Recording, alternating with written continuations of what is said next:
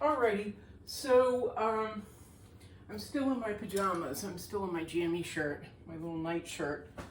But I really wanted to finish this one up. Last night I worked on it. I've been working on it for days, like I have for a bunch of paintings. And we've seen this many times now, this one particular painting. But the past couple days, I took the reference material, the one that the reference material I revere and tell you to really keep checking to see, if things are correct, and I threw it out the window. There's a stage in my particular painting, in my process, where the reference material is no longer actually relevant, and it can hurt the image, and that's what was going on with this one. I had her cheek. In the reference material, her cheek is very white. I had it way too white. Her nose, that white spot, the sun gleaming off her nose, way too white.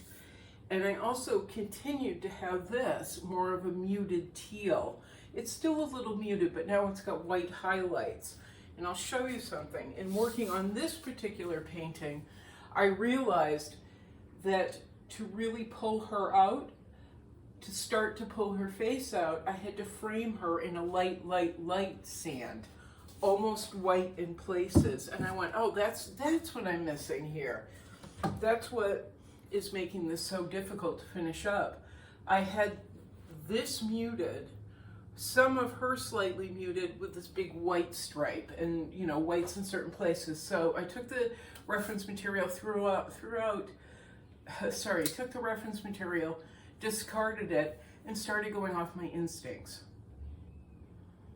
And at some point, that's what we have to do as artists. At some point we have to, or at least I have to. So I'm much happier. I've also had the camera on me, so I can see where I could actually pull her together a little bit more. In the reference material, her neck and her seating is very exaggerated. And that's one of the things that drew me to her. But instead of straightening out her neck, because I know how awkward she looks, especially in reverse in a mirror, and I don't want that, instead of straightening her out, I just kind of pulled the back of the neck in a little bit, and then pulled this out just a tiny bit. And also, in opposition to the reference material going on instinct again, I highlighted the back of her neck, highlighted the base of her neck, and then darkened the line on her shoulder where the necklace meets the base of her shoulder and the neck, so that they're the same color, and there's a continuum.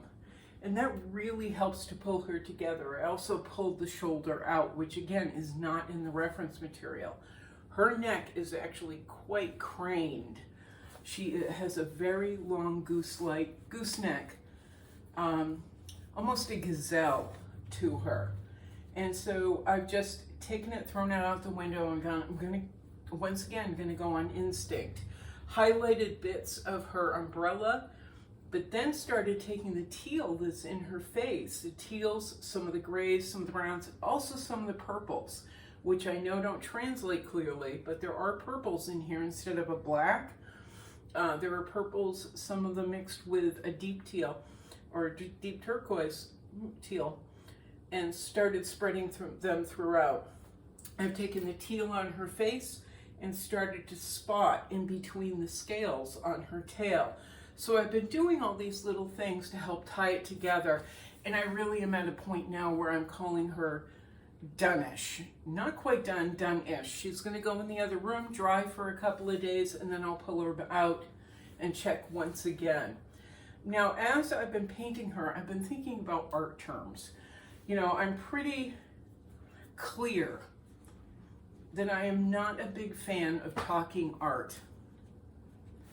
I'm not a big fan of art terms or talking art, and it's mainly because whenever I've had a show or been in a gallery, there are always those people that show up to eat cheese, drink wine, and then talk art and try and talk not only above the people around them, with all these fancy terms that don't mean anything. They could be put in plain simple terms and they're unnecessary to use. Well, we're looking at a piece of art, you know, a piece of artwork that someone's created. You know, they'll talk in these lofty terms, as I've said many, many times. But then they'll come up to the artist and talk down to the artist as well. And that pisses me off so badly. You have no idea. And it's happened over and over again. Excuse me. And, you know, it's just a way to feel more powerful. It's a way to make themselves feel smarter. They're just people being people, but those people that you just don't want to be around. So I have not been a fan of talking art or talking art terms. But since this is a safe space for artists, but it's also a safe space for people who aren't used to engaging with artists or being in an art studio and watching people work, I was thinking about two terms in art. And they kind of drive me crazy when people say them to me because I don't care. I know what they're doing and I don't want to hear it. I don't want to hear people talking down to me. They're talking to me for a reason. Usually they come to my shows for some reason. I don't know, maybe it's the free cheese. But then they corner me and it's all this, you know, I went to art school, I have a master's, I have a doctorate. Good for you. I didn't even graduate art school. Neither did Vincent van Gogh, so go blow. Anyway, yeah, the most life-changing, or art world altering artists in the world didn't go to art school. And they didn't get proper training. So go blow, I don't care. But I was thinking about a couple of terms and I thought it might be nice, since this is a safe space and it's just you and me, that we would talk about a couple of terms that people use when they're talking to me. Once again, I find them upsetting and insulting and rude, but we're going to talk about them anyway. Two terms people use with me. Linear. People have said, you're a linear painting. Painter, rather. You're a linear painter. And that's when I go, oh, and walk away. Or, and this is a term that artists use with me a lot, you're painterly. The more educated people say you're linear, you're linear. The people who actually do the work tend to say to me, you're painterly. And so I just, linear, I go, okay, gonna go eat cookies. Painterly, we tend to have more of a conversation. But I want to explain what the two terms mean. Because I've been described in my work has been described in many, many, many, many different ways, because it's kind of a cross-section of fine art, which I understand, I do find it snobbish, but fine art, street art, which has its own connotations. It's been called expressionism since I was young, expressionism, abstract realism. There's all these terms that people put into my paintings or used to describe my work. And I'll hear them, but I'll take it in, I take it with a grain of salt, and then I go back and I reflect. And I look up definitions, so I try and understand what the person was saying. But one person did say to me, you are a cross-section, your work is a cross-section of so many different genres that it can kind of reach people on different levels. And I'm not meaning to be lofty. We'll get back to linear and painterly in a sec. But I keep that in mind while I'm painting. It's not realism, but it is a little realism. It's abstract, but it's not super abstract. If you take a photograph, blow it up, it's totally abstract. But I think most artwork is, unless they're strictly painterly. And so I'm going to define that in a sec as best I can. It is fine art. I've been told many, many, many times by many gallerists, people who own galleries, they'll look at my work and they just go, We don't carry museum quality work here. Some top galleries I've been to, we don't carry museum quality work. So, the first couple of times that happened, I was like, what do you mean?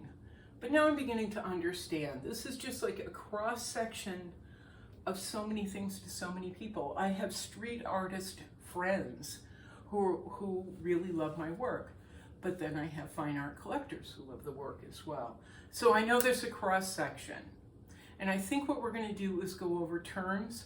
I don't want to be like a lecturer, but I think maybe we'll go over a few terms here or there, because this is a safe space. This is a comfortable space. This isn't a me coming at you, I'm so much smarter than you. Because half the time I have to look up what people are talking about. I don't even know. And I'm busy just being pissed that you're trying to talk over my head. And I walk away, but then I go and look it up and I go, oh, okay.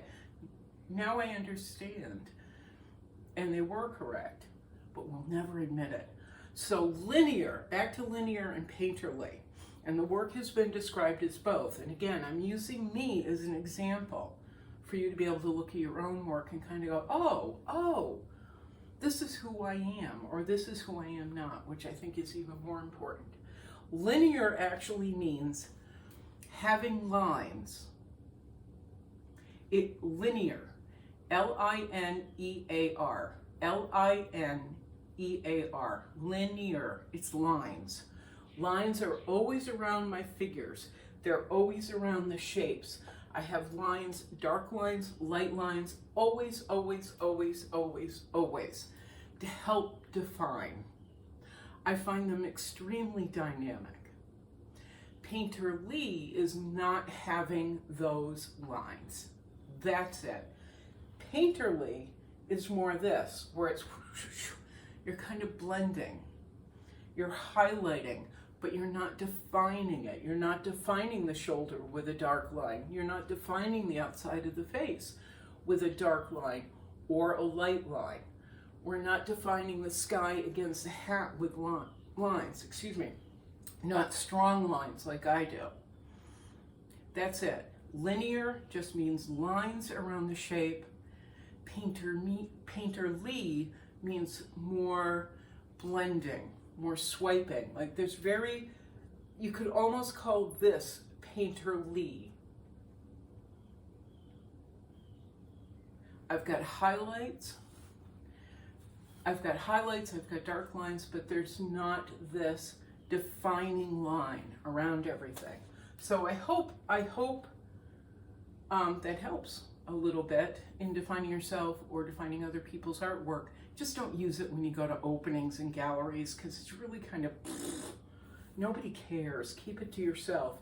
The only place I haven't actually defined as linear are these leaves of these flowers. Although they're highlighted, there is no dark, there is no teal, there is no Payne's gray, there is no blue around these flowers. But I still kind of have with the lights and darks.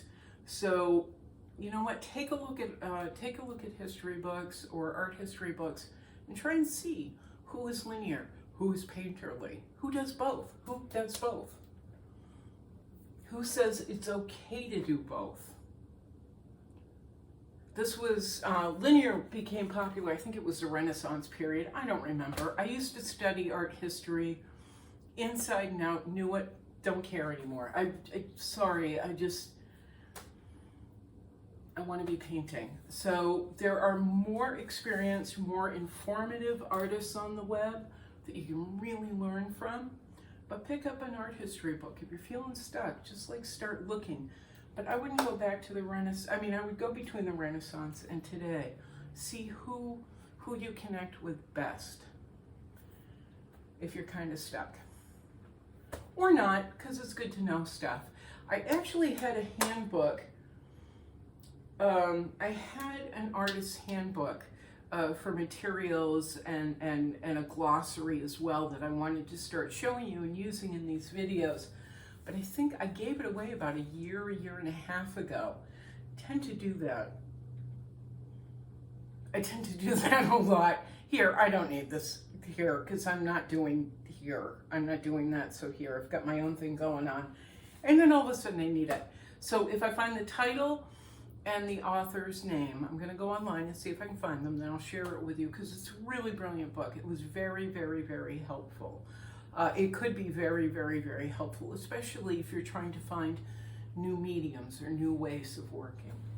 So that's it. What I'm doing right now, what I'm going to do to finish this guy up, this little lady up, is put, there's teals going in between the scales, as I said. Just little dots. Boink, boink, boink, boink, boink, boink. And then I'm going to call her finished. She'll be signed, and she's going in my little storage room to dry for a couple of days. And then I'm going to finish this one up. She should be done by today, by the end of today, hopefully. I worked on her sky last night, her clouds, but then it got to, the paint was too wet. So I'm going to finish that up today, finish the sky up. Hopefully get some grays in her little shadow to lighten it up, and then we're going to call that one done. And then the last one is that really big abstract I had, and that's going to take me forever. It needs layers. Anyway, I better shower, get to work. Linear and paint away. Words of the day. Just like Pee Wee Herman. Anyway, that's it. That's my little lecture today, okay? We'll probably do a live feed in a little bit. I'm not really sure, but I'm going to go put on Dexter after a shower and start painting. See you later. Thanks. Something like that. Let's review. I just woke up. Ciao. Ciao.